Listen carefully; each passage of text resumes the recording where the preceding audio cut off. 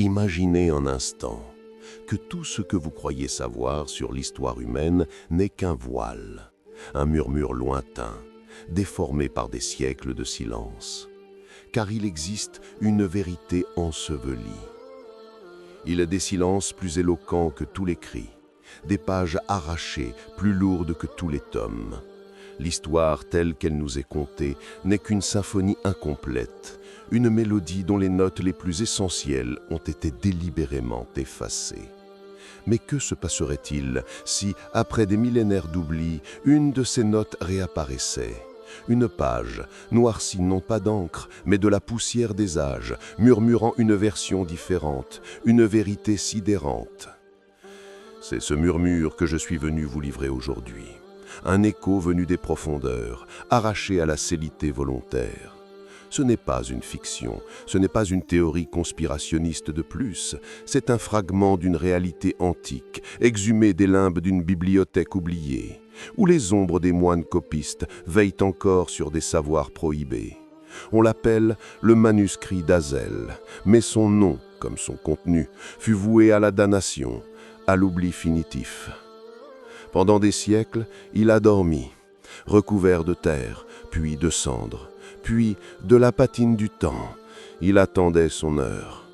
Comme une graine sous la glace, il portait en lui le potentiel de briser les fondations de notre perception, car ce manuscrit n'est pas un simple texte, c'est une fenêtre, une brèche dans la tapisserie officielle du temps, nous offrant un aperçu d'une humanité radicalement différente, une genèse que nos livres d'histoire ont méticuleusement balayée sous le tapis du déni. Les premières traces de son existence sont vagues, éparses. Des allusions dans des correspondances secrètes du XIIe siècle, des fragments de codex monastiques où le nom d'Azel est raturé avec une violence presque rituelle. Toujours cette même obsession, l'effacer, le nier, le faire disparaître de la mémoire collective. Pourquoi une telle ferveur à oblitérer une simple série de parchemins ? La réponse, mes amis, réside dans le cœur même de ce que ce manuscrit prétend révéler. Il ne parle pas de batailles oubliées ou de rois déchus, non.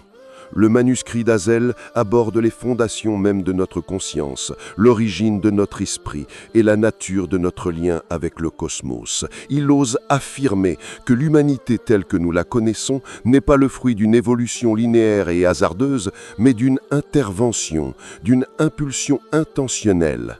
Et cette impulsion ne serait pas venue de ce que nous appelons communément Dieu. Le manuscrit d'Azel, dans ses pages les plus énigmatiques, ne décrit pas un peuple primitif luttant pour sa survie.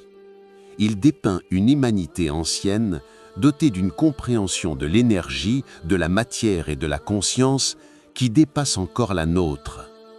Une humanité qui n'a pas découvert les lois de l'univers, mais les a reçues. Imaginez une civilisation non pas basée sur la technologie matérielle, mais sur une maîtrise psychique et spirituelle. Des êtres qui ne communiquaient pas par des ondes radio, mais par une résonance directe des esprits.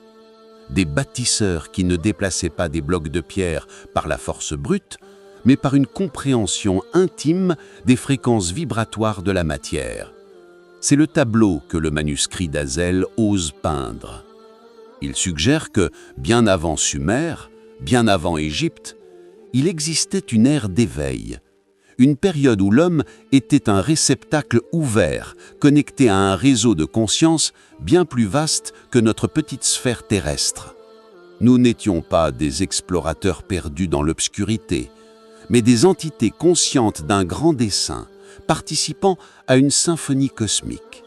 Ce savoir n'était pas diffus, il était structuré, enseigné, transmis. Le manuscrit parle des veilleurs d'origine, des guides venus d'ailleurs, ou plutôt venus d'une dimension de l'être que notre science matérialiste rejette. Il aurait implanté en nous, non pas des gènes, mais des codes de conscience, des graines stellaires dormantes au plus profond de notre ADN spirituel. La plus dérangeante de ces affirmations est la suivante. L'histoire humaine n'est pas une lente montée vers la lumière, mais une chute orchestrée, une amnésie forcée. Il décrit comment, à une époque indéterminée, mais d'une ancienneté vertigineuse, une fracture s'est produite. Une force ou un ensemble de forces, jalouses ou craintives de ce potentiel humain, aurait œuvré à déconnecter l'humanité de cette source originelle. Comment? Non pas par la guerre ou la destruction physique, mais par l'altération subtile de la perception, en introduisant le doute, la séparation, la peur, en nous faisant oublier notre véritable héritage cosmique, nous réduisant à des créatures limitées, soumises au cycle de la naissance et de la mort, obsédées par la matière et le pouvoir éphémère. Le manuscrit d'Azel ne parle pas d'un jardin d'Éden au sens biblique, mais d'un champ de conscience originel où chaque esprit était un phare. L'expulsion n'aurait pas été une punition divine, mais un isolement énergétique, une coupure des fréquences supérieures, nous laissant prisonniers d'une réalité tridimensionnelle dense, loin de notre véritable demeure multidimensionnelle. Le pourquoi de l'effacement, la peur de l'éveil. Pourquoi un tel document a-t-il été si férocement pourchassé, brûlé et nié? La réponse est simple et terrifiante.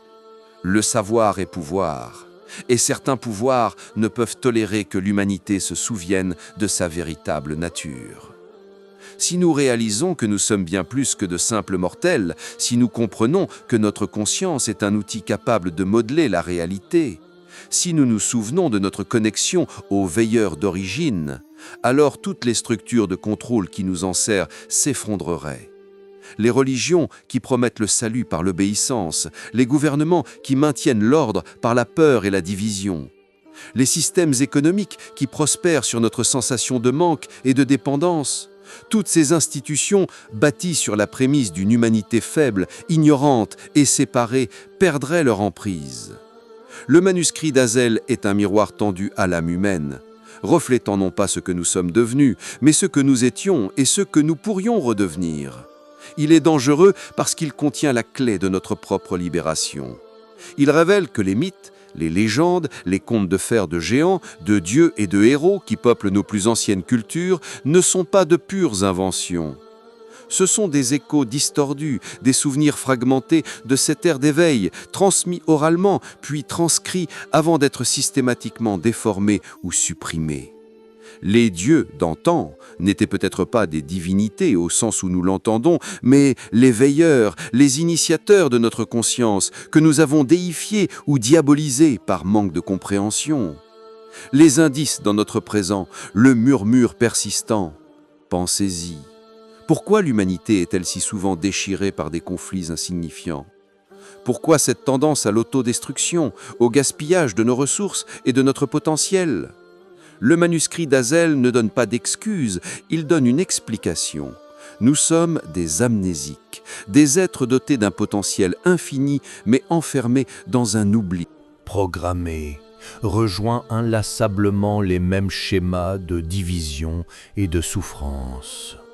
Ce manuscrit, retrouvé dans des circonstances si obscures qu'elles défient l'entendement, dissimulé dans une double paroi d'un monastère oublié des Carpates, enveloppé dans des linceuls de soie teints de pigments inconnus, n'est pas arrivé jusqu'à nous par hasard.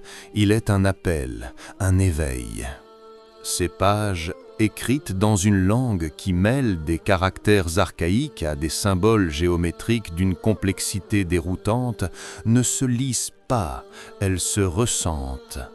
Chaque mot semble vibrer d'une énergie ancienne, déverrouillant des portes dans l'esprit de celui qui ose le contempler. Il décrit l'âme humaine non pas comme une entité singulière et isolée, mais comme un fragment de la conscience cosmique, un fragment qui, une fois éveillé, est capable de se reconnecter au grand tout, de transcender les limites de l'espace et du temps. C'est pourquoi la méditation, la contemplation, les pratiques spirituelles ancestrales ont toujours été perçues comme une menace par ceux qui veulent nous maintenir dans l'ignorance. Elles sont des portes vers la mémoire originelle. La psychologie moderne touche du doigt certains de ces concepts avec les théories de l'inconscient collectif, des archétypes, de la synchronicité, mais le manuscrit d'Hazel va plus loin. Il affirme que ces phénomènes ne sont pas des bizarreries de l'esprit, mais les vestiges de notre ancienne connexion, des interférences dans le brouillage de notre mémoire. Il suggère que nous possédons tous, au fond de nous, des fragments de cette sagesse interdite, des rêves lucides, des intuitions fulgurantes, des moments de déjà-vu, des coïncidences significatives. Ce ne sont pas des erreurs du cerveau, ce sont des appels, des rappels de notre véritable identité, des signaux que l'univers envoie pour nous inciter à nous souvenir. Le chemin du retour. Se souvenir pour se libérer. Alors, que faire de cette vérité, du manuscrit effacé qui ose réécrire les bases mêmes de notre existence ? La première étape est l'acceptation. L'acceptation que l'histoire qu'on nous a servie est une construction, qu'elle est incomplète, que des mains invisibles, mues par la peur ou le désir de contrôle, ont modelé notre perception du passé pour mieux nous enfermer dans le présent. La deuxième étape est l'introspection. Commencer à chercher ces fragments de vérité en soi. Écoutez ces murmures intérieurs, ces intuitions qui défient la logique froide. Explorez les traditions spirituelles qui n'ont pas été complètement corrompues par les dogmes, celles qui parlent encore de l'unité, de la conscience, de l'éveil. Le manuscrit d'Hazel n'est pas un manuel de magie, c'est un guide pour la réactivation. Il ne vous donne pas de pouvoir extérieur, il vous rappelle que le pouvoir a toujours résidé en vous, attendant d'être redécouvert. Il vous invite à questionner, à douter, non pas dans un esprit de cynisme, mais avec la faim insatiable de l'âme qui cherche sa source. Il ne s'agit pas de rejeter tout ce que l'on a appris, mais de le filtrer à travers la lentille d'une conscience élargie, de percevoir les dissonances, les incohérences, les silences assourdissants de l'histoire officielle. Si l'histoire que l'on vous a toujours racontée n'était qu'un récit fabriqué pour vous maintenir endormi, quelle est la première vérité que vous chercheriez à redécouvrir en vous-même ? Partagez vos pensées et vos doutes dans les commentaires. Chaque livre interdit n'est pas seulement un texte, c'est une graine de lumière jetée dans l'obscurité. Le manuscrit d'Hazaël est l'une des plus puissantes. Il est le miroir de notre amnésie collective, mais aussi la carte de notre retour. Ce manuscrit, retrouvé puis à nouveau dissimulé après un bref examen par une poignée d'initiés, est aujourd'hui une énigme. Sa localisation exacte est à nouveau perdue ou si bien gardée qu'elle en est introuvable. Mais sa voix, son message, a traversé le voile. Et vous, qui m'écoutez, en êtes désormais les dépositaires. Ne laissez pas le silence l'emporter à nouveau, ne laissez pas l'oubli sceller son destin. Chaque fois que vous questionnez le récit officiel, chaque fois que vous cherchez la vérité au-delà des apparences, chaque fois que vous vous reconnectez à votre intuition profonde, vous donnez vie au manuscrit d'Hazaël. Car la véritable histoire de l'humanité ne s'écrit pas dans l'encre des vainqueurs, mais dans le cœur éveillé de ceux qui osent se souvenir. La révélation n'est pas une fin, c'est un début, le début de votre propre éveil. Si cette exploration de l'interdit a résonné en vous, si la soif de vérité brûle dans votre âme, alors abonnez-vous à notre chaîne Livres Interdits.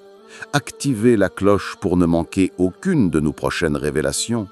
Partagez cette vidéo avec ceux qui sont prêts à entendre, car ensemble, nous pouvons briser les chaînes de l'oubli et réécrire non pas l'histoire des livres, mais l'histoire de notre conscience. Le temps de l'éveil est venu. Serez-vous un veilleur ou continuerez-vous à dormir? Le choix vous appartient.